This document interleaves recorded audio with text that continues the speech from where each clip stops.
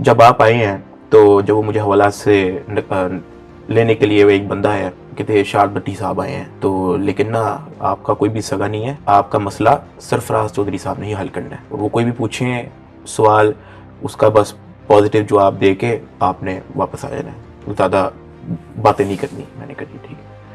खैर वो गया, अब वो आपके सामने पहले उन्होंने मेरी हथकड़ी उतरवाई, उन्होंने कुर्सी आगे की, उन्होंने कहा जी बैठे बैठे। वो क्योंकि आप आए हुए थे, वो आपके सामने एक इम्प्रेशन क्रिएट करना था उन्होंने, क्योंकि आप जर्नलिस्ट हैं, आप एंकर हैं, आप शो होस्ट करते हैं, आप ये बात ऑब्वियसली बताएंगे बाहर कि आपकी मेरे से मुलाकात हुई है, को मेरी आपके बीच क्या बात हुई है, आप ऑब्वियसली बताएंगे, ये बात वो जानते हैं। तो उन्होंने सबसे पहले वो आपके सामने एक इम्प्रेशन क्रिएट किया कि यहाँ के जो मुलजमान हैं वो बहुत कंफर्टेबल हैं, जबकि ऐसा नहीं है। आपसे पहले बहुत सारे लोग होके गए हैं, मैंने उनको यही कहा है मैं बिल्कुल ठीक हूँ यहाँ पे। लेकिन आपको लगता नहीं है कि आपने ये गलत किया? बिल्कुल गलत किया।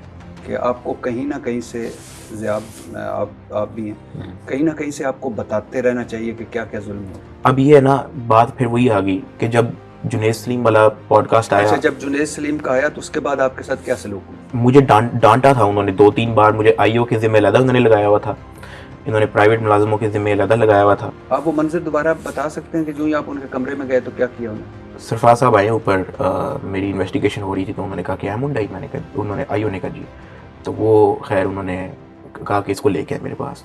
आईओ ने हथकड़ी बनाई है, वो नीचे ले गया एडिशनल डायरेक्टर रूम के अंदर, तो जिस कमरे में मैं और आप मिले थे? हाँ जी, उसी कमरे में एग्जैक्टली। तो वहाँ पे उसने मेरे से ना बदतमीजी शुरू कर दी, जबकि मैं ऐसे खड़ा हूँ, बिल्कुल मेरे हाथ में मैं ऐसे खड़ा हूँ, मैं ना उनको देख रहा हूँ, ना मैं लेफ्ट देख रहा हूँ, ना मैं राइट देख रहा हूँ, मैं ऐसे खड़ा हूँ। बदतमीजी क्या?